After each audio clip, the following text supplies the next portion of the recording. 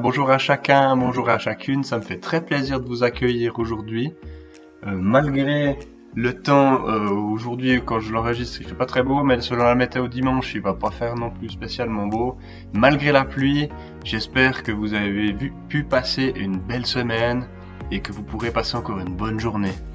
Et ouais, cette pluie, ma foi, c'est quand même quelque chose que la terre a besoin pour remplir les nappes phréatiques, pour l'agriculture, pour qu'on puisse se nourrir, pour que les paysans puissent travailler. Et puis il y a des pays pas si lointains que ça, même ici en Suisse, hein, dans d'autres cantons un peu plus loin, dans les Alpes, il y a eu ces dernières années des périodes où les nappes phréatiques étaient à sec. Donc quand même cette pluie, même si ça peut être embêtant ou un peu, comment dire, où ça pèse sur le moral, eh bien c'est quand même une bonne chose. Et puis parlons de l'environnement. Moi j'aimerais revenir un peu sur le message de Stéphane Beller de la semaine passée. Merci encore Stéphane pour tes interpellations. Et je me demandais, est-ce que vous vous souvenez du défi qu'il nous a lancé? Donc Stéphane Beller nous a lancé un défi à la fin du culte la semaine passée. C'était, est-ce qu'on peut réfléchir aux gestes que l'on fait en faveur de l'environnement, les gestes qu'on fait à notre échelle. Et puis il a proposé de lui envoyer un message par téléphone ou par email. Il vous reste encore une semaine pour faire ça, donc jusqu'à dimanche prochain. Donc je vous encourage à réfléchir à ces petits gestes que vous faites dans votre quotidien hebdomadaire. Voilà, réfléchissez-y, essayez de répondre à ce défi. C'est un bon défi, je pense, parce que on veut honorer Dieu par sa création, on veut honorer la création qui est l'œuvre de Dieu. Voilà. Donc ça c'était pour la semaine passée. Sinon pour aujourd'hui, nous aurons la chance et l'honneur d'être conduits dans la louange par le groupe NSL. Et je vous remercie d'avance déjà pour ce que vous allez apporter dans ce culte. Merci infiniment. Et puis sinon ensuite nous aurons un message sous une forme un peu particulière. Ce sera sous la forme d'un interview. Nous allons interviewer Gaël Letard, qui est un ami à moi. Il vient de l'église réformée de Saint-Blaise, mais avec un passé évangélique. Enfin voilà, vous verrez, il se présentera lui-même. Et puis avec Gaël, nous allons un peu voyager hors de Suisse, malgré le confinement, ou malgré les mesures sanitaires dans les autres pays. Nous allons voyager hors de Suisse et nous allons pouvoir aussi faire un voyage intérieur. Voilà. Et puis j'aimerais remettre ce culte, ce moment à Dieu. Donc je vous propose de prier. Donc Seigneur, merci pour ce culte que tu nous permets de vivre tous ensemble malgré la distance, pour tous ces cultes que nous avons pu vivre ensemble déjà jusqu'à présent. Je te prie de bénir la louange, bénis les orateurs et bénis chaque personne, chaque orateur, chacun chez soi, chacun chez eux. Merci Seigneur, je te remets notre environnement, je te remets l'agriculture, je te remets nos ressources naturelles. Seigneur, vraiment merci pour tes dons, pour ta création, et merci pour qui tu es pour chacun d'entre nous. Je te prie que chacun d'entre nous puisse s'approcher de toi cette semaine. Et ouais, vraiment Seigneur, merci pour tout ce que tu fais pour nous. Je te remets ce culte. Amen.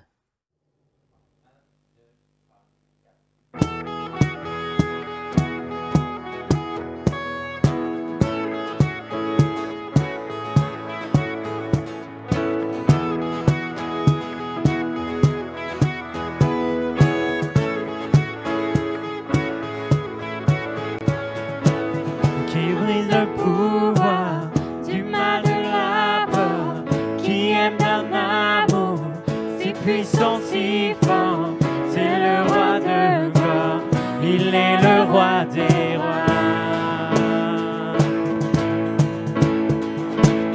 qui secoue la terre par un tonnerre, qui nous émerveille par tant de mystères, c'est le roi de gloire, il est le roi des rois,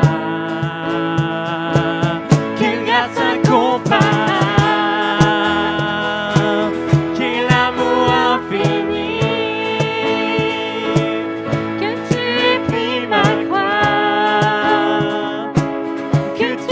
Mort donner ta vie pour qu'enfin je sois libre. Oh, Jésus, je te chante pour ce que tu as fait.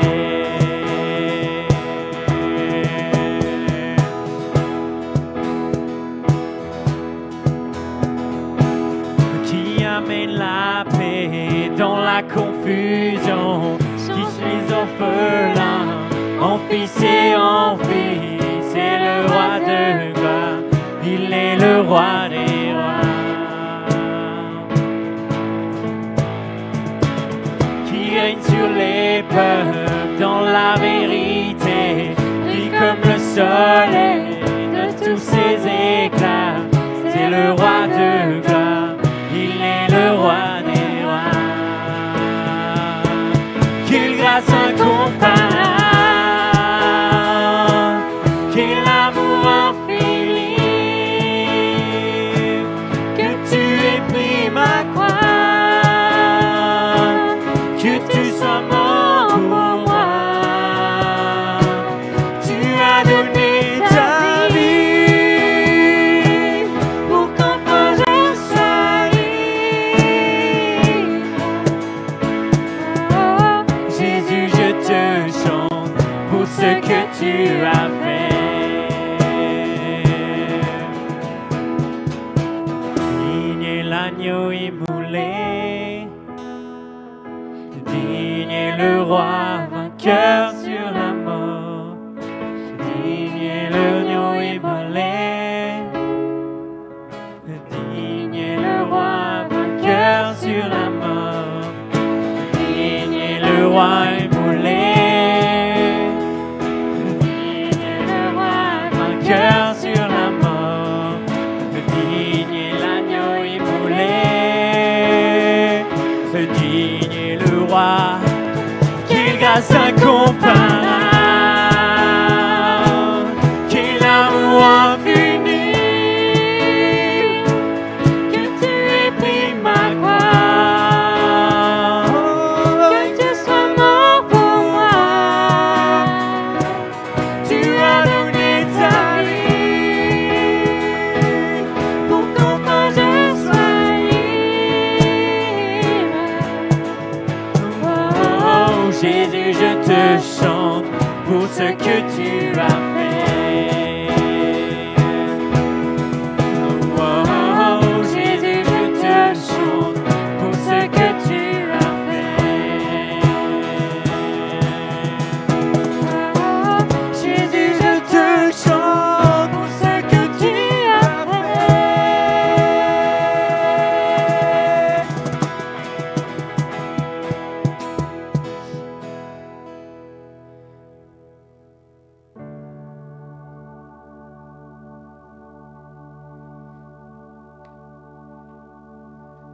Yes, merci Seigneur pour ce que tu fais pour nous. Merci pour qui tu es. Merci pour ta bonté, pour ta grandeur. Merci pour ce que tu fais dans nos vies et pour ce pourquoi tu nous utilises aussi. On veut t'élever, on veut te glorifier, on veut t'élever à la juste valeur de ton nom, Seigneur. Amen, yes. Gloire à ton nom, sois élevé sur Je te demande vraiment de venir au milieu de nous et de nous rassembler malgré la distance, Seigneur. Qu'on puisse t'élever une louange, qui puisse vraiment te glorifier, Seigneur. Amen.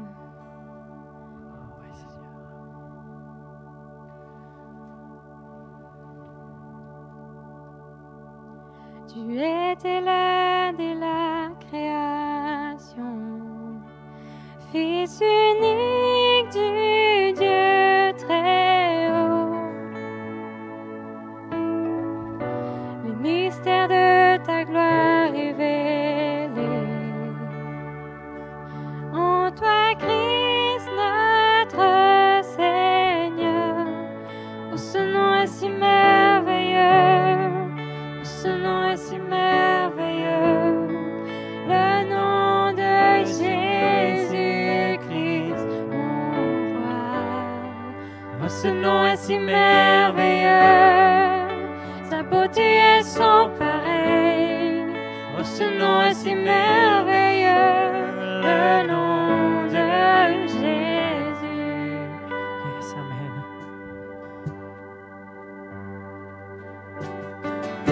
Tu n'as pas voulu des cieux sans nous. Alors Jésus, tu es venu. Ton amour a vaincu mon péché. Rien ne peut nous séparer. Oh, ce nom est si glorieux. Oh, ce nom est si glorieux.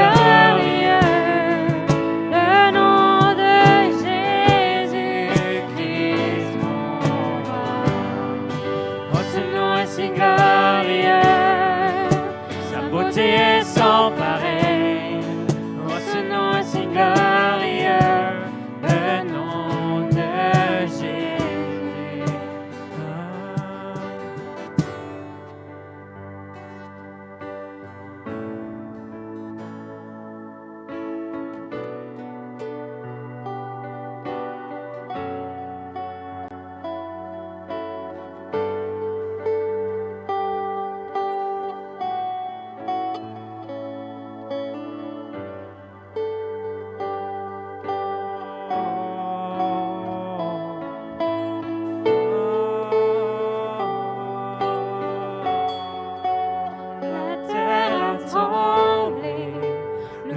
S'est déchiré, les armes ont la mort et le péché. Les cieux chantent ta gloire, l'écho de ta victoire, car tu es le roi ressuscité. Tu es sans rival, tu es sans égal.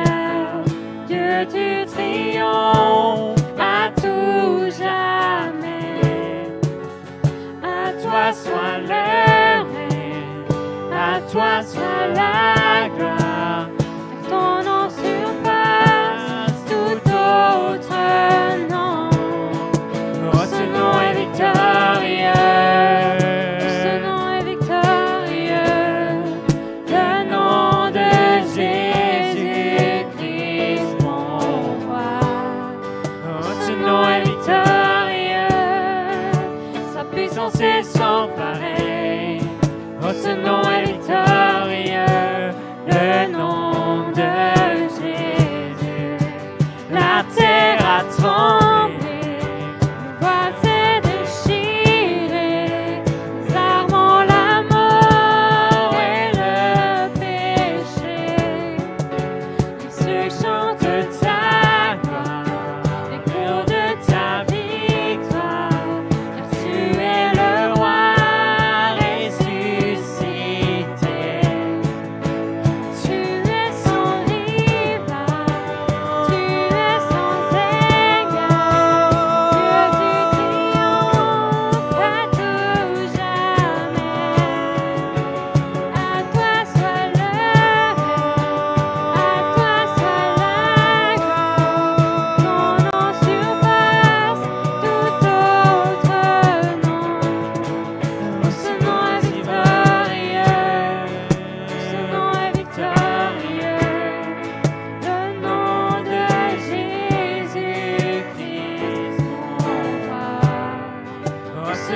victorieux, sa puissance est sans pareil.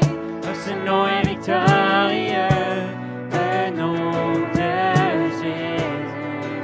Oh, ce nom est victorieux, oh, ce nom est victorieux,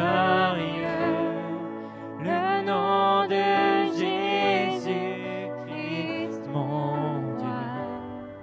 Oh, ce nom est victorieux, sa puissance est sans pareil. Oh, ce nom est victorieux, le nom de Jésus. Oh, ce nom est victorieux, le nom de Jésus. Oh, ce nom est victorieux, le nom de Jésus.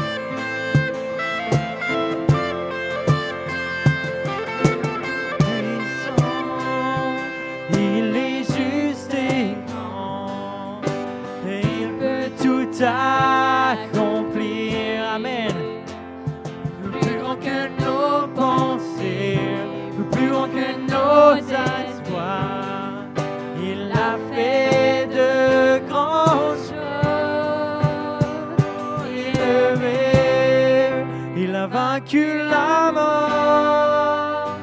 Oui, oui, mon Dieu est puissant. En son nom, j'ai la victoire. Le Seigneur, mon Dieu est puissant.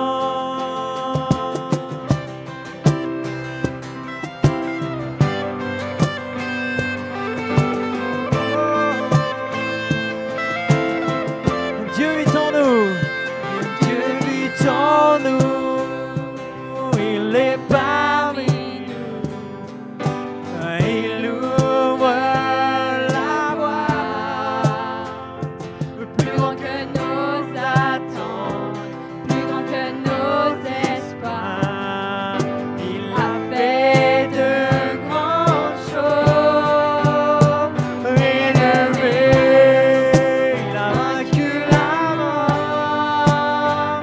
Oui, il vit, mon Dieu est puissant.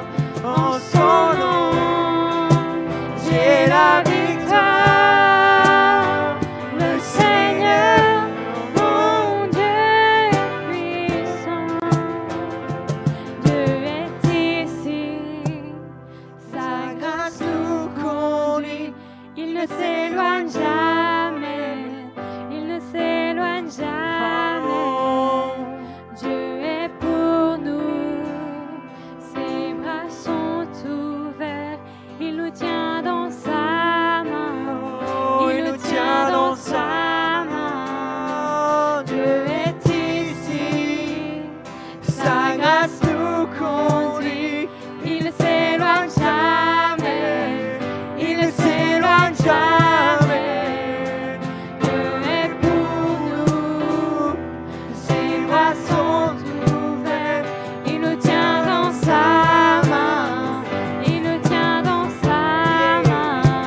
Élevé, il a vaincu la mort. Oui, il vit, mon Dieu est puissant. En son nom, j'ai la victoire. Le Seigneur, mon Dieu est puissant. Élevé, il a vaincu la mort. Oui, il vit, mon Dieu est puissant. En son nom, j'ai la victoire. Le Seigneur, mon Dieu est puissant. Le Seigneur, mon Dieu est puissant. Le Seigneur, mon Dieu est puissant. Amen. Sois glorifié, sois élevé, Seigneur. Donc, Gaël, enchanté de te revoir encore une fois. Aujourd'hui, on va parler un peu tu vas nous parler un petit peu de voyage hors de la Suisse, un petit peu de voyage intérieur aussi. Mais tout d'abord, est-ce que tu peux déjà te présenter toi-même? D'où est-ce que tu viens? Quel est ton parcours de vie? Voilà, je te laisse la parole. Bah déjà, merci de m'accueillir pour ce dimanche matin, quoique les gens le regarderaient un peu quand ils veulent, je pense. Alors, comment je vais me présenter? Moi, je m'appelle Gaël Letard, je suis animateur jeunesse dans la paroisse réformée, réveillée de l'Entre-deux-Lacs, en fait, entre Saint-Blaise et le Landron, vraiment entre les deux lacs, le lac de Bienne et le lac de Neuchâtel. Je m'occupe principalement de la jeunesse, où j'ai connu Hervé il y a quelques années, j'étais plus jeune, et puis aussi d'une partie évangélisation dans l'église. Voilà, je suis marié, mon épouse Ruth voilà, est infirmière, et puis j'ai 3 enfants, 2 jumeaux de 8 ans, et puis un petit dernier de 3 ans. Voilà, qu'est-ce que je peux dire de plus? Oui, on est en formation de diacre. On va commencer tout prochainement notre formation de diacre pour être diacre dans l'église réformée. Voilà. Génial. C'est génial tous ces projets que vous avez là, mais vous avez déjà accompli quelques projets que vous aviez à cœur ces dernières années. Là, vous êtes parti faire de la mission au Brésil, quelques semaines, hein, je crois. Vous avez fait aussi plusieurs camps d'été en Roumanie. Et puis dernièrement, vous êtes parti un peu plus longtemps. Est-ce que tu peux un peu plus nous en parler? Oui, alors nous, on avait ce rêve quand on s'est marié avec Ruth, ma femme, on s'est dit, ah, si on pouvait partir dans un autre pays, dans une culture, puis pas juste rester euh, court terme ou pas juste rester une semaine ou deux, bien que c'est déjà génial, mais on voulait aller s'investir et puis aller jusqu'à apprendre la langue, euh, apprendre les coutumes, la culture, et puis ça s'est trouvé que le pays que Dieu il nous a poussé, il a soufflé dans nos voiles, ben, c'était le Laos. Donc on s'est trouvé à partir au Laos avec 2 enfants, on avait nos 2 jumeaux à l'époque de 2 ans, et on est parti au Laos. Donc c'est un pays de l'Asie du Sud-Est, entre le Vietnam et la Thaïlande, la Chine au-dessus. C'est un petit pays un peu en longueur, avec plus ou moins le même nombre d'habitants qu'on trouve en Suisse. Et puis, c'est un pays avec des gens juste magnifiques, juste merveilleux, qui ont le sourire la plupart du temps. Des gens très calmes. Ça changeait un peu avec nos tempéraments un peu latins, comme ça. Mais des gens très calmes. Genre, en 5 ans, je n'ai pas vu une bagarre. Rarement vu quelqu'un qui hausse la voix. Pas un coup de klaxon.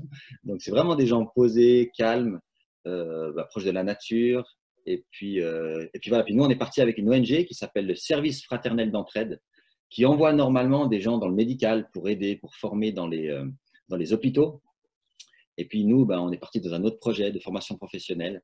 Et puis voilà, on a vu Dieu à l'œuvre, des portes s'ouvrir. Puis c'était juste magnifique, quoi. C'était une aventure, une expérience magnifique avec Dieu à vivre en famille. Amen, c'est génial. Tu disais là, ces gens au Laos, le peuple du Laos est assez posé, assez réservé. Est-ce que c'est quelque chose, tu me disais, qui t'a un peu marqué? Qu'est-ce que tu aimerais dire un peu à ce sujet? Est-ce que c'est vis-à-vis par rapport à ce que tu avais l'habitude ici en Suisse, en Europe, en France, Italie, ou je ne sais où? Ouais. Non, écoute, alors c'est clair, ils sont posés, ils sont calmes, mais il y a un aspect de la culture, et c'est pour ça quand tu m'as parlé un peu du thème que vous suivez actuellement en Église, qui m'a flashé, c'est là-bas, ils vivent dans une culture de l'honneur et de la honte, en fait. Donc, ce qui est hyper important pour eux, c'est l'honneur. C'est-à-dire, c'est honorer les gens, mais d'une manière un peu particulière, dont on a peu l'habitude chez nous. Par exemple, ils vont se faire des cadeaux. Ils aiment beaucoup se faire des cadeaux. Ils aiment beaucoup les remerciements publics. Donc, vraiment rendre honneur à quelqu'un. Ils aiment beaucoup. Nous, on travaillait dans une école. Le moment de remise des diplômes, c'est leur moment préféré de l'année. Donc, c'est un moment où tous les étudiants sont là, puis ils sont là avec leur diplôme, puis on les prend 15 fois en photo, mais la photo, ils vont l'avoir toute leur vie dans leur petit salon, dans leur petite maison. Parce que pour eux, c'est déjà une photo avec un blanc, et puis déjà, bon, voilà, il y a malheureusement tout le passé de la mission, heureusement et malheureusement pour certaines choses. Mais voilà, pour eux, être honoré, c'est vraiment le top au niveau social, en fait. Et puis, à l'inverse, la honte, le sentiment de honte, c'est ce qu'il y a de pire.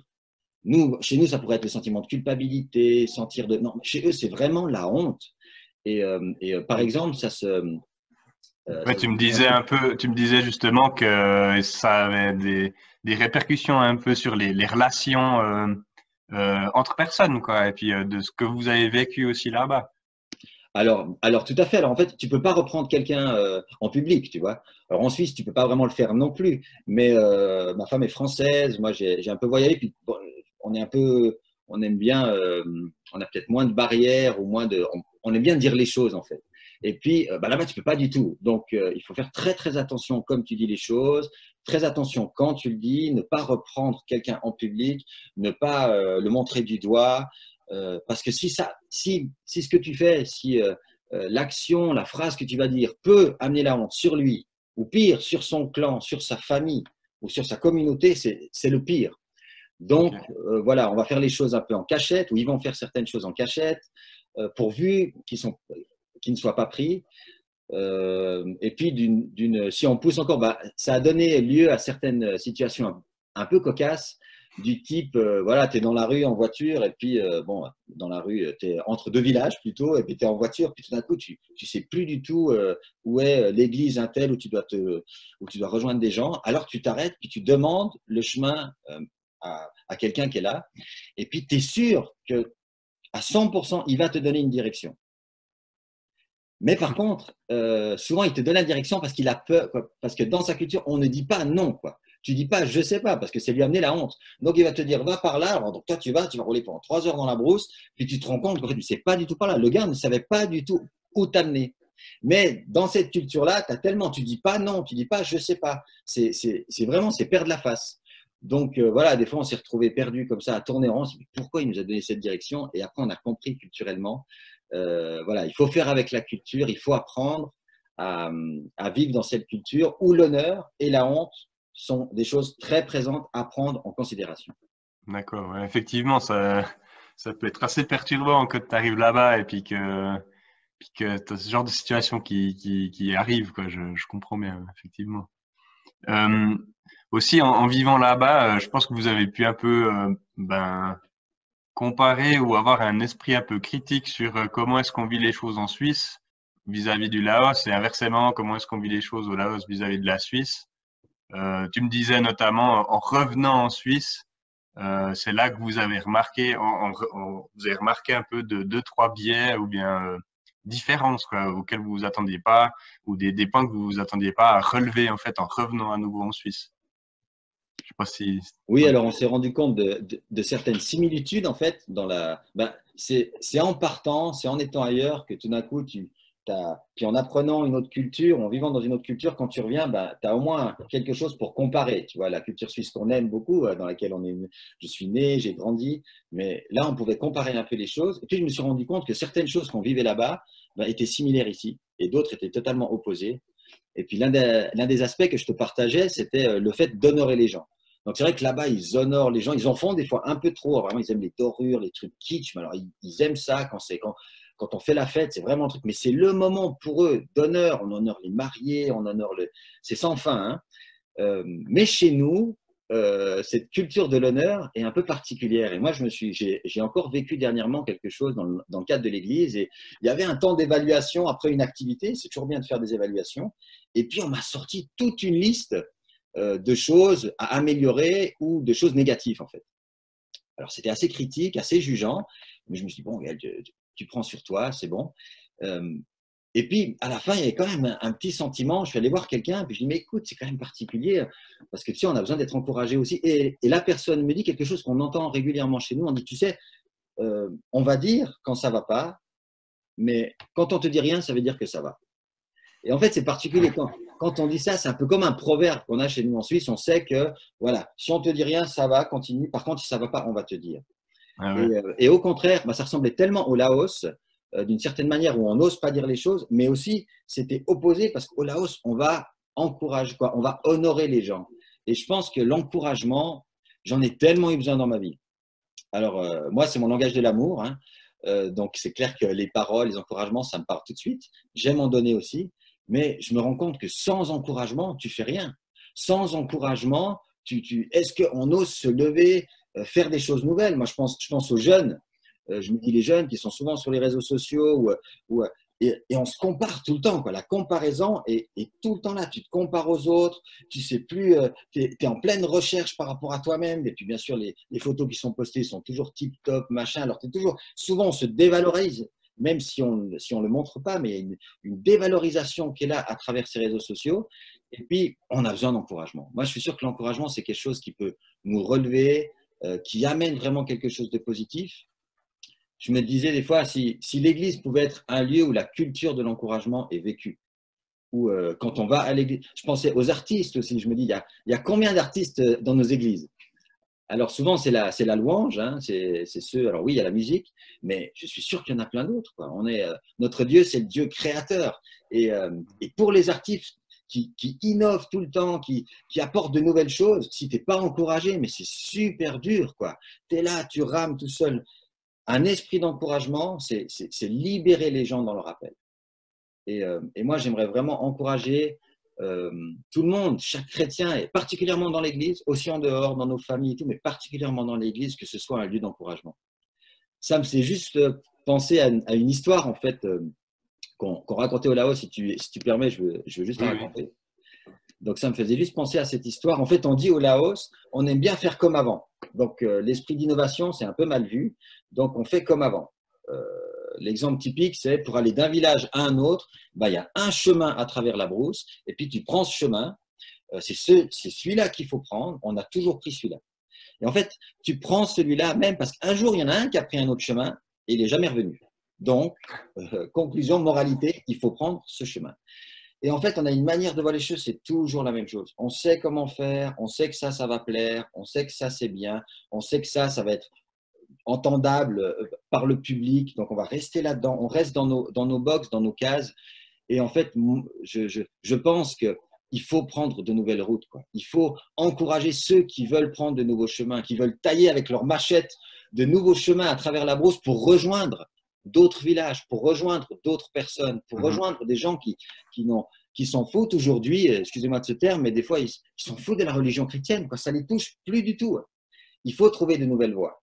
Et ces voies-là sont des voies d'innovation et on a besoin d'encourager les gens qui innovent, les gens qui veulent prendre ces nouvelles directions. Ça me fait penser un peu à un parallèle avec dans la Bible quand Jésus envoie ses disciples. En fait, il les envoie deux par deux et puis c'est un peu de l'innovation, quoi. Ils sont tout jeunes, frais convertis, ils n'ont pas une énorme formation et puis là on les envoie, quoi.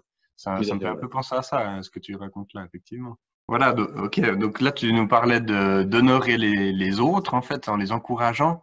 Mais l'autre jour, quand on s'est vu, tu m'as aussi parlé d'honorer Dieu. Ça fait aussi partie de la culture de l'honneur. Qu'est-ce que tu aimerais nous partager à ce sujet, en fait? En fait, pour moi, honorer Dieu, je me souviens, j'ai appris ça à Jem, à Jeunesse sur Mission. Il disait toujours, rendre honneur à Dieu, c'est avec nos dons et nos talents que Dieu nous a donnés, on lui les rend, quoi. Et ça, c'est une manière de lui rendre honneur. Et moi, j'aime cette idée d'utiliser ce que Dieu nous a donné pour rendre honneur à Dieu.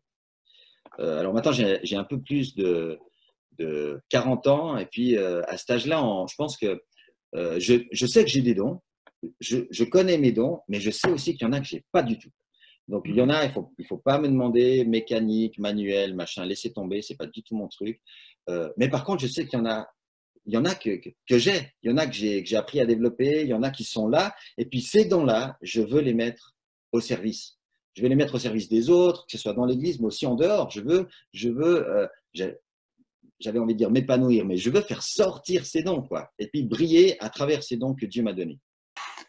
Du coup, honorer Dieu avec nos dons, yes, amen. Moi, je veux aussi ça à fond dans ma vie, mais souvent, on est un peu retenu. Tu me disais, il y a quand même des barrières un peu, principales, quoi. Des points principaux qui nous retiennent en général. Tu avais pu mettre un peu le doigt sur ces barrières. Est-ce que tu peux un peu nous en parler? Redire à tout le monde ce que tu m'avais dit l'autre jour. Ouais. Écoute, ces barrières, elles sont en lien avec quand on parlait de la culture de l'honneur et de la honte, en fait. Et l'une des barrières, c'est la peur. Alors, on sait tous, la peur, c'est quelque chose, on peut parler pendant des heures de la peur. Je pense qu'il y a beaucoup de peur. Dès qu'on veut se lever, il y a la peur du jugement. Il y a la peur d'être critiqué. Et puis ça, on est assez bon.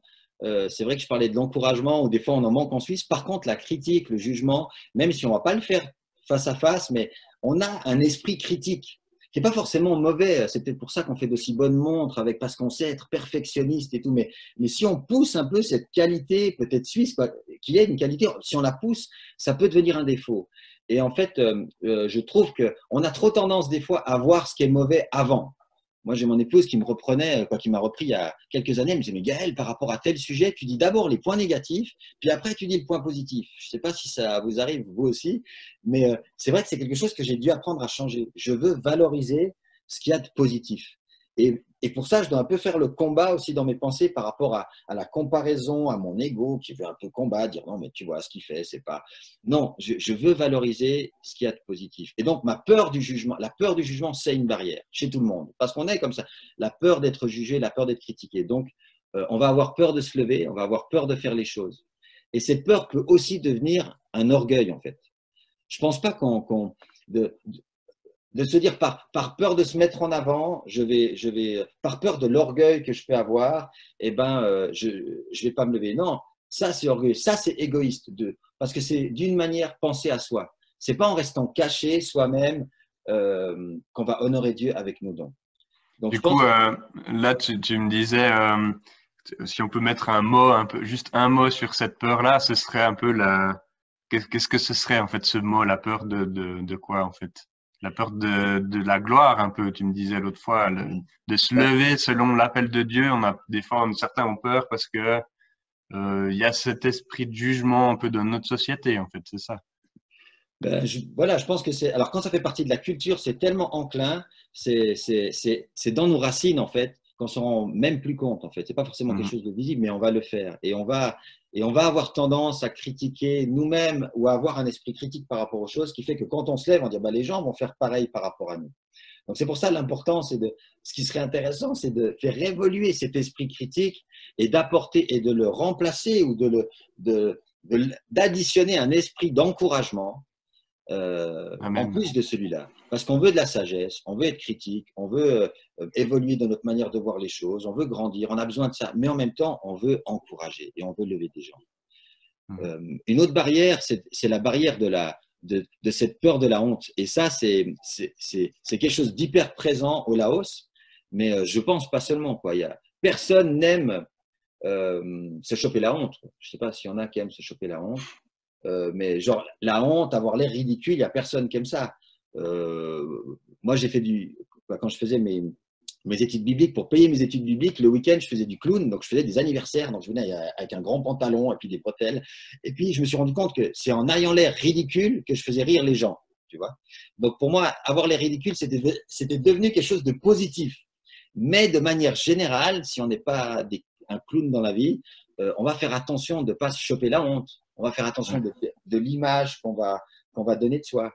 Et puis ça, c'est un vrai combat, parce que, de nouveau, cette peur de la honte, elle combat contre notre ego.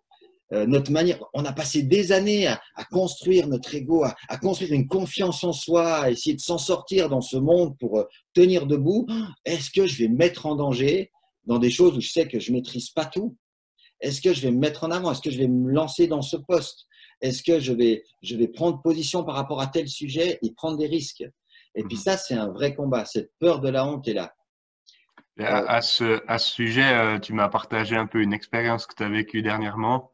Est-ce oui, que tu peux un peu nous expliquer? je voulais raconter cette expérience qu'on a vécue dernièrement dans notre famille. En fait, on a invité à midi l'un des copains de Louis et Mathieu, mes enfants jumeaux, à venir manger à table. Et puis, on était là, assis à table.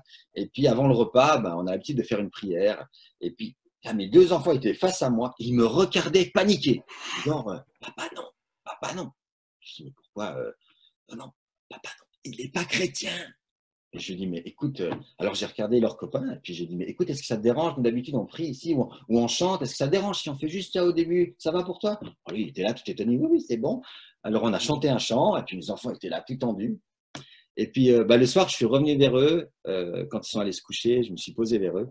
Puis, je suis revenu sur ce moment. Puis, j'ai discuté avec eux, et puis j'ai dit, mais qu'est-ce qui s'est passé à ce moment? Qu'est-ce qui s'est passé? Pour tout d'un coup, je vous vois totalement. Puis, ils m'ont dit, ah, on avait peur voilà, il n'est pas chrétien, qu'est-ce qu'il va dire? Et puis, j'ai ce verset qui m'est venu, que j'ai donné à mes enfants, qui est dans Romains 1,16, qui dit je n'ai pas honte de l'évangile, car c'est la puissance de Dieu pour celui qui croit.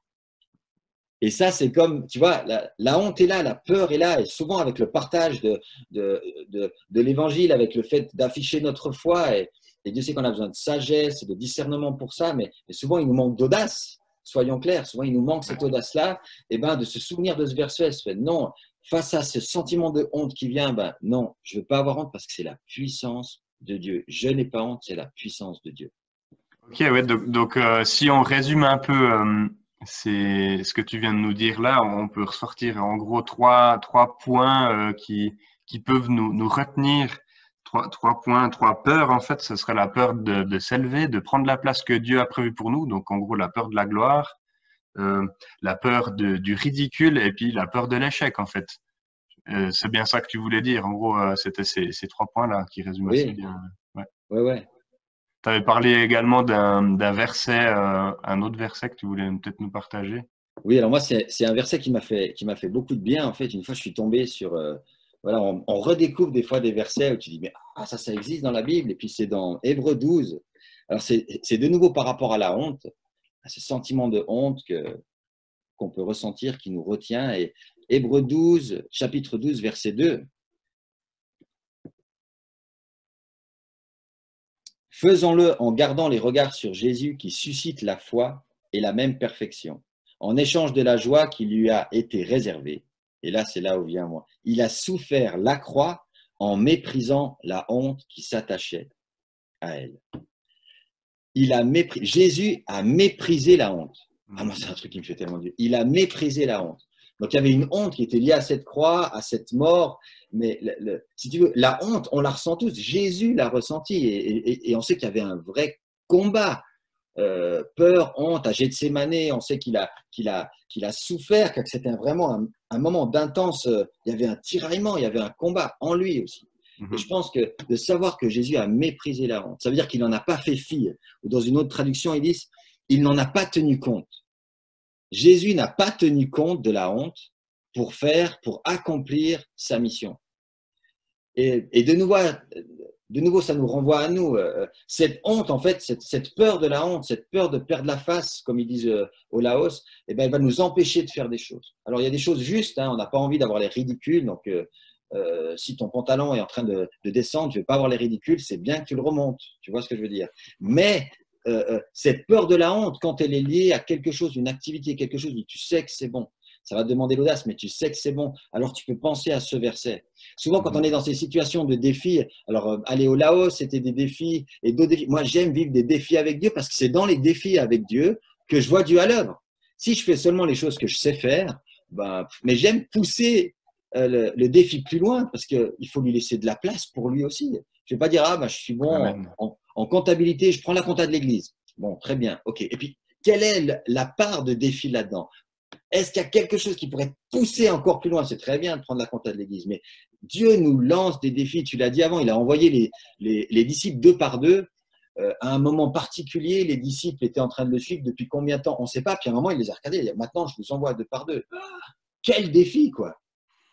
C'était plus simple de marcher derrière Jésus et puis de le laisser faire les miracles et autres, mais il leur a lancé des défis. Et moi, je vois un Dieu qui nous accueille, qui est bon, qui prend soin de nous, mais qui nous lance aussi des défis. C'est une manière de grandir dans notre foi.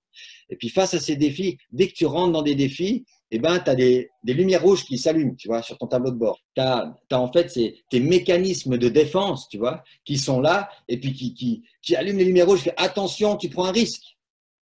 Et puis en fait, on a le choix de dire, ok, qu'est-ce que je vais faire de ça? Ça s'allume tout rouge, ok, la peur de la honte, la peur du, ok, c'est très bien, ok, mais maintenant, qu'est-ce que je fais? Je peux obéir à ça ou je peux décider de les surpasser. Et là, à mon sens, c'est là qu'on a besoin d'être charismatique. On a besoin d'être charismatique dans toute notre vie, mais là, spécifiquement, face à ces choix-là, on a besoin du Saint-Esprit.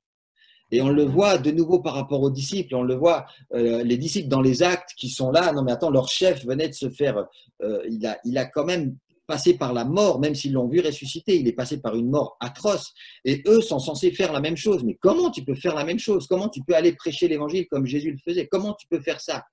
Comment tu peux prêcher le royaume de Dieu?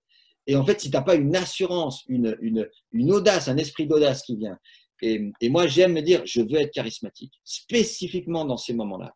J'ai besoin du Saint-Esprit. Seigneur, donne-moi de l'audace. Donne-moi la sagesse, donne-moi de l'amour, mais donne-moi de l'audace parce que je sais que c'est ça qui va me manquer. Le reste, je peux le trouver, je peux le cultiver, mais l'audace, l'esprit d'audace, c'est quelque chose qu'on doit demander. Amen. Du coup, si maintenant tu pourrais nous donner quelques encouragements pour quelques clés pour aller de l'avant avec tout ce que tu viens de nous partager, chacun de notre vie. Ouais. Quels sont des points clés ou qu'est-ce que tu as envie de nous partager encore, de nous encourager? En fait, j'aimerais revenir sur ce passage que je vous ai lu dans Hébreux 12 qui commence à faisons-le en gardant les regards sur Jésus. En fait, on a tellement tendance à garder le regard sur nous et nos peurs, notre confiance, nos limitations, et puis même par rapport à l'appel, on se dit mais quel est mon appel, quel est mon appel, quel est mon rôle dans l'Église, quelle est ma place? Alors on regarde à nous, encore une fois, à nos limites, à ce qu'on sait faire, à ce qu'on sait pas faire. Puis c'est moi. Puis on pense à moi, mais en fait ce qu'on oublie, c'est que c'est pas de moi qu'il est question. C'est pas de moi, mais c'est de lui. C'est pas de moi qu'il s'agit avant tout. C'est de Dieu, c'est de lui. C'est sa mission. C'est son Église, c'est son épouse. Et en fait, je pense qu'à force d'être centré sur soi, on oublie que nous, on doit diminuer, comme le dit Jean-Baptiste, diminuer et lui doit grandir. Et dans nous, on doit diminuer. Et avec nos peurs, doivent diminuer aussi la peur du regard des autres. Qu'est-ce que vont penser les autres? On doit diminuer avec C'est un ces peu. peurs pour laisser Dieu grandir. Je pense que si j'ai envie de vous laisser une dernière parole, je pensais à… moi, j'ai relevé un défi dernièrement. Alors, je le dis pas pour me mettre en avant, encore une fois, c'est… voilà, je le dis parce que je suis vraiment… j'ai envie qu'on se lève dans nos appels et je pense qu'il y a un vrai besoin là-dedans. Et en fait, je ressentais dans mon cœur, bon, je suis rentré du Laos, ok, j'ai fait ceci, cela, maintenant, quelle est la prochaine étape? Et puis souvent, on me disait, ah, Gaël, t'es drôle, tu nous fais rire, machin, t'es bon pour écrire des trucs humoristiques. Je me suis dit, ouais, je ferais bien un one-man show. Alors moi, j'ai plein d'amis qui veulent faire des one-man shows, mais ça reste dans un coin, dans un tiroir à rêve, tu sais, où tu mets, puis tu écris des trucs, puis tu fermes. Puis tu dis, ah, le jour où on m'encouragera, peut-être je le ferai. Et puis là, moi, c'était dans mon cœur. Je remettais ça à Dieu. Je dis, Seigneur, si tu veux que je te sers là-dedans, pas pour mon orgueil personnel, mais pour te rendre gloire à toi. Si tu veux, Et puis, quelques mois après, coup de fil de mon ami Alain Auderset qui m'appelle, il me dit, ah, Gaël, écoute, je suis invité à Paris à Top Chrétien pour faire un truc humoristique. On a fait des trucs ensemble. Je leur ai dit, ah, je veux que Gaël vienne avec moi. Est-ce que tu viens avec moi? Puis là, j'ai dit, ah ouais. Alors en plus, c'était le 24 décembre. Quel signe. Je l'ai vraiment pris comme un cadeau de Dieu. Je me souviens, j'ai même versé une larme. J'ai dit, Seigneur, tu es vraiment trop incroyable. Et puis, à ce moment-là, il me dit, oui, mais je dois aller là-bas, à Paris, mais avant ça, il faut que je joue 2 fois mon spectacle. Et là, c'est sorti d'un coup. J'ai fait, Alain, je fais ta première partie. Alors lui, il me répond, mais attends, tu sais à quoi tu t'engages? Attends, je te rappelle dans un moment, réfléchis bien, je te rappelle dans un moment. Il me rappelle dans un moment, il me dit, mais attends, qu'est-ce que tu racontes? Je dis, ouais, je le sens, je fais ta première partie. Alors voilà, bref, pour faire court, on s'est retrouvés à Paris. Et on a joué dans 2 salles. Alors, j'étais plus chauffeur de salle que vraie première partie. J'ai eu 1 mois pour préparer quelque chose. Et puis, là, on se trouve dans la première salle, bondée, plein de monde. Et puis, moi, je me lance, quoi. Je fais la première partie, je chauffe la salle. Puis là, ça rigole. En plus, dans la salle, il y avait une personne qui riait plus fort que les autres. Tu sais, de ces rires où, quand tu l'entends, ça te donne envie de rire toi-même. Alors, merci Seigneur pour cette femme qui était là.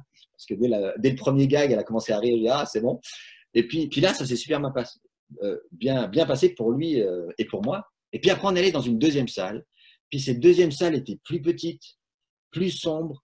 Il y avait très peu de monde. Les gens étaient un peu assis devant, comme ça. Puis en plus, c'était pas trop le genre de public dont je m'attendais quand j'ai écrit le truc. J'ai eu peur, quoi. J'ai eu peur d'avoir honte. J'ai eu peur de me planter. J'ai eu peur de l'échec. Alors, je l'ai fait parce que je m'étais engagé. J'ai fait la première partie, mais je l'ai bâclé. Je l'ai fait vite, quoi. J'étais là, j'ai dit, allez, je la fais, puis ça sera vite passé. Et puis, quand ça a été terminé, j'ai regardé Alain qui faisait son spectacle après moi. Puis lui, il a fait exactement la même chose qu'au premier endroit. Même si la salle était plus petite, même si les gens étaient pas exactement le public qu'on s'attendait, lui, il a fait exactement le même spectacle d'1h30 qu'il avait fait au premier endroit. Et là, moi, j'ai appris une leçon que j'aimerais vous transmettre ce matin. Et cette leçon, c'est, en fait, lui, ce qui m'a manqué à moi, c'est de la générosité. J'étais là pour moi, j'étais là centré sur moi, sur mes peurs. Et en fait, l'état d'esprit dans lequel j'aurais dû être, c'est je suis là pour donner. Et le mot générosité, je regardais ce matin, ça veut dire c'est une disposition à donner avec liberté. Une disposition à donner avec liberté, sans frein. Moi, je veux donner honneur à Dieu, je veux rendre honneur à Dieu sans frein. Je ne veux pas être arrêté par des freins culturels, tels qu'ils soient. Seigneur, je veux te servir sans frein. Seigneur, je veux honorer les autres, je veux les encourager sans frein. Mais si je fais ça, il va avoir la grosse tête, ceci, cela. Eh bien, écoute, dis-moi d'encouragement, ou bien choisis tes mots, mais encourage. Je ne veux pas qu'il y ait de frein, je veux être généreux. Parce qu'être généreux aussi, c'est l'inverse d'être égoïste. Ce n'est pas être centré sur soi, garder pour soi, c'est donner aux autres.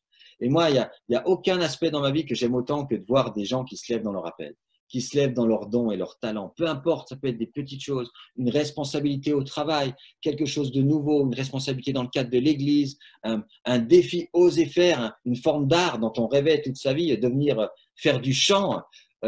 Parce que à chaque fois que je regarde la louange depuis tout petit, je me dis, ah ça oui, c'est moi, mais il y en a plein qui chantent plus que moi, donc je ne le fais pas. Non, je pense voilà, j'espère que ce matin, je vous ai encouragé et qu'en regardant mon petit exemple de cette expérience à Paris, et entre autres, je ne pense pas que je continuerai les one-man shows, ce n'était pas trop mon truc, mais je l'ai fait. Et puis, je pense des fois, il faut qu'on se pousse et puis le Seigneur agit. Merci Gaël pour ces partages. Et puis peut-être avant de se quitter, tu avais à cœur de lancer quelques défis aux personnes d'Avanche. Alors je te laisse reprendre la parole. Oui, alors il y a les arènes d'Avanche, donc forcément vous aimez vous battre là-bas, hein. Vous aimez un peu les défis, les combats, donc je parle à des convaincus, mais en fait moi j'aime bien quand les messages sont pratiques. Et puis là voilà, je vous ai un peu partagé mon cœur. Et puis j'aimerais vous laisser 3 questions. Puis en fait, choisissez-en une qui peut-être vous parle. Et puis vous pouvez vous dire, voilà, pendant un moment, avec la personne avec qui vous écoutez ce message, vous pouvez discuter. Ou si vous êtes seul avec quelqu'un d'autre cet après-midi ou à travers WhatsApp ou autre. Mais souvent, c'est en se posant la question soi-même, en essayant de mettre ça en pratique qu'on avance et pas seulement en écoutant. Voilà, alors comment rendre pratique? J'avais envie de parler premièrement de l'encouragement et dire, ben voilà, est-ce que vous êtes un encourageur? Première question, est-ce que vous êtes un encourageur? Je suis bien conscient que tout le monde n'est pas un encourageur et qu'il y en a pour qui c'est plus difficile. Mais de la même manière qu'on dit je t'aime à ses enfants ou à des membres de sa famille, et même si on n'est pas quelqu'un qui aime, on sait que c'est bien de le faire. Et on sait que c'est bien d'encourager les gens. Et peut-être vous lancer le défi de dire, ben, qui est-ce que vous pourriez encourager? Ça peut être quelqu'un au travail. Ça peut être quelqu'un dans votre cercle familial, ça peut être quelqu'un à l'église, ça peut être dire dimanche prochain ou quand on se reverra, voilà, il y a une personne que j'aimerais encourager. Je vais choisir, je ne vais pas partir de l'église avant d'avoir encouragé peut-être le pasteur parce qu'il a dit quelque chose, peut-être ceux qui sont à la louange, peut-être ceux qui s'occupent de l'enfance, peut-être celui qui est juste venu là ce matin, puis j'ai envie de lui dire un mot. Voilà, développer la culture de l'encouragement. Ça, c'était la première question. La deuxième question, c'était par rapport aux peurs. Et c'est bien des fois de voir ces peurs en face. Ça peut faire peur, mais souvent on les connaît. Et plus l'âge avance, plus on connaît nos peurs, on connaît nos propres limites. Et je voulais juste vous encourager à les remettre à Dieu. Remettre à Dieu nos peurs, peur du regard des autres, peur du jugement, peur de parler en public. C'est une sacrée peur, ça. Je l'ai encore aujourd'hui, même après des années de. Mais remettre ça. Est-ce que ces peurs sont un frein pour que je puisse honorer Dieu? Est-ce que mes peurs, est-ce que ces peurs auxquelles je pense, qui me viennent à l'esprit, que Dieu peut me révéler dans la prière, est-ce que ces peurs sont un frein? Si c'est un frein, que je puisse les déposer à la croix et puis peut-être même partager à un ami. Écoute, prie pour moi, ces prochains mois, j'aimerais me lever là-dedans. Et puis la dernière question, c'est au niveau des défis. Quel est ton prochain défi? Et défi dans la vie en général, mais aussi un défi qui peut se relier à ta vie de foi. Quel est ton prochain défi? Je parlais de la personne qui chante, qui dit depuis toujours j'ai envie de chanter, mais il y en a plein qui font mieux que moi, alors je ne vais pas le faire. Mais est-ce que tu as ça à cœur? Alors peut-être inscris-toi dans un cours de chant dans ton quartier, ça te permettra de rencontrer des gens, ou fais partie d'un groupe de musique qui aurait peut-être besoin d'une choriste ou autre, ou à l'église. Mais relève ce défi. Et je crois que autant le Saint-Esprit dans les actes a été donné à un moment où ils avaient besoin de cette énergie, autant quand on se lève pour les autres, pour rendre honneur à Dieu, pour rendre honneur aux autres, le Saint-Esprit est là et il nous conduit. Amen. Merci beaucoup Gaël d'avoir pris ce moment pour nous, d'avoir partagé ton cœur, ton expérience. Donc maintenant, j'aimerais… déjà, je te remercie et puis je te souhaite une bonne suite dans cette formation de diacre. Merci. Et puis maintenant, j'aimerais donc vous laisser à tous, à chacun, à chacune, 2-3 minutes pour réfléchir aux questions que Gaël vient de nous poser. Est-ce que vous êtes un encourageur et qu'est-ce que vous pourriez encourager cette semaine?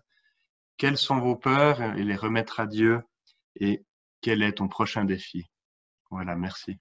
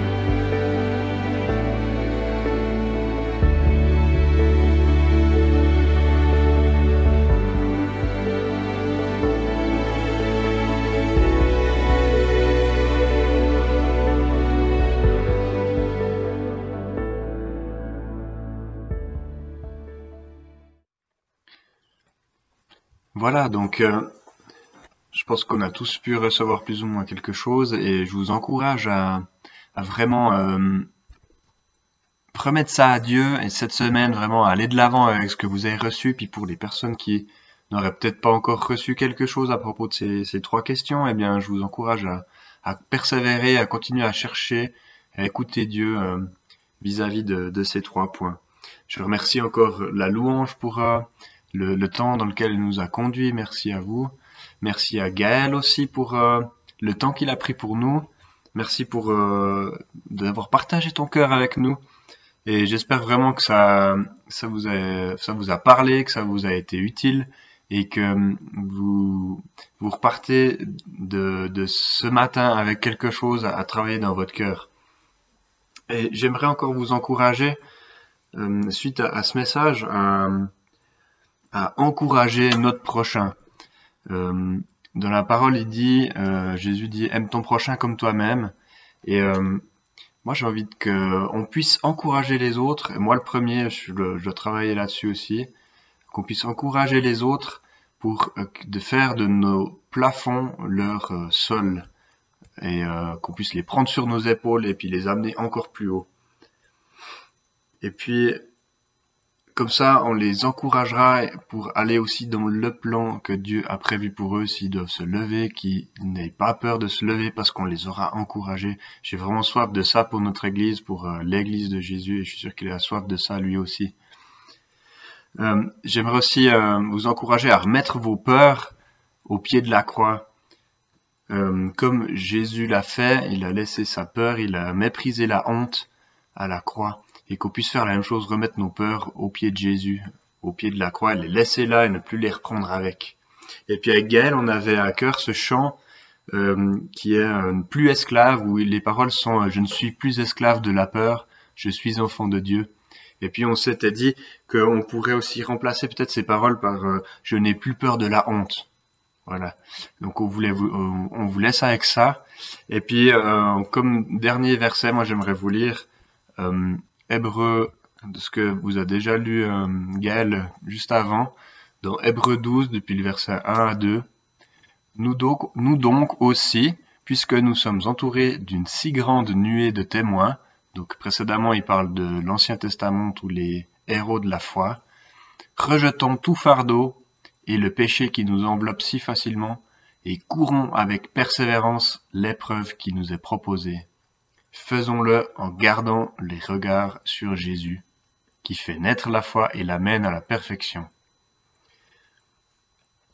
Je vous encourage à trouver votre défi et à mettre le zèle à vos pieds, comme le dit Ephésiens 6. Soyez bénis, passez une belle semaine et à bientôt. Hello NSL, j'espère que vous allez tous bien. Donc, sujet numéro 1. Basique, simple, mais très important, surtout en ces moments, je trouve. Ma santé et mon moral vont bien. Je suis en forme, j'ai pas été malade.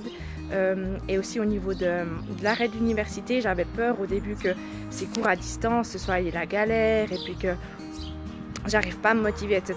Mais ça se passe bien et du coup, je suis contente pour ça déjà.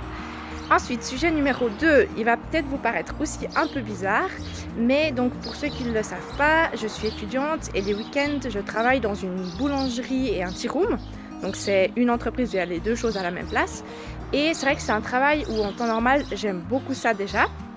Et là, en fait, d'autant plus, ça me fait ma sortie de la semaine dans le sens où je me lève, je vais servir les gens, je vois du monde et ça me fait trop plaisir. J'ai jamais été autant heureuse de servir une baguette de pain à quelqu'un, lui dire bonne journée, vraiment. Et donc ça me donne une motivation pour aller bosser, ce confinement, et donc je trouve ça aussi chouette. Et sujet numéro 3, grâce entre guillemets au confinement, eh ben on a quand même, j'ai quand même pu vivre différentes activités que j'aurais jamais imaginées, un peu différentes de d'habitude, mais qui font quand même du bien et c'est des temps de qualité vraiment qui m'apportent aussi beaucoup de bien-être, disons, dans ma vie de tous les jours. Donc par exemple la soirée NSL qu'on a vécue samedi, donc le jeu c'était incroyable, encore merci aux organisateurs, vous étiez au top. Sinon, avec mon groupe biblique, on a aussi fait une soirée filles mercredi soir où on s'est fait des petits masques de beauté tout ensemble devant nos écrans et c'était vraiment super drôle à voir. Et puis sinon, j'ai eu l'occasion de faire des Skype avec des groupes de copines, des jeux de société en ligne ou encore des téléphones en 1 à 1. Et c'est vraiment des bons moments de qualité et que peut-être j'aurais même pas vécu s'il n'y avait pas eu ça, dans le sens où en temps normal, on se voit en vrai, mais du coup, on se voit moins, je trouve, que là quand tu prends juste ton téléphone et tu téléphones à quelqu'un. En tout cas, pour moi, c'est comme ça et ça me fait vivre plein de moments. Et le dernier sujet, numéro 4, c'est qu'il y a du soleil aujourd'hui et que, encore mieux que ça, on a le droit de profiter du soleil. Et c'est vrai que j'ai 2 amies qui sont françaises, qui sont en confinement total, et elles m'ont dit que c'était un peu dur. Et je suis quelqu'un qui adore être dehors, justement au soleil, profiter, prendre l'air. Et du coup, je suis extrêmement reconnaissante qu'on ait eu le droit de faire ça. Et puis, donc, comme activité que j'aime beaucoup faire, il y a la course, le vélo, et il y a aussi une autre activité. Et pour ça, je vais vous faire en fait une petite devinette en 3 indices. Donc, voilà, j'ai eu un petit souci de vidéo. Indice numéro 1, mes chaussures. Donc, je ne sais pas si vous les voyez, parce que c'est un peu la galère avec la caméra. Donc, j'ai des magnifiques bottes. Voilà. Ensuite, indice numéro 3. 2. Il y a du foin et de la paille où je suis. Et indice numéro 3, il est au fond du couloir et je vais vous le présenter. Salut Irko! Salut Irko, viens dire bonjour! Salut Loulou! Oui, mais oui, tu es beau. Voilà, donc je vous présente Irko, c'est un cheval qui est pas à moi, mais que j'ai l'occasion de monter chaque semaine. Et justement, même avec le confinement, la propriétaire m'a laissé encore sortir, me balader. Et du coup, c'est quelque chose qui me fait trop du bien, qui me ressource, où je peux prendre du temps avec Dieu dans la nature. Et vraiment, donc pour ça, c'était mon dernier sujet de reconnaissance. Et je vous fais des gros bisous.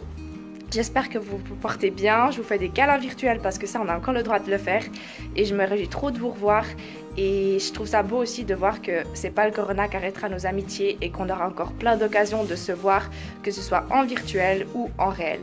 Soyez bénis, beau week-end!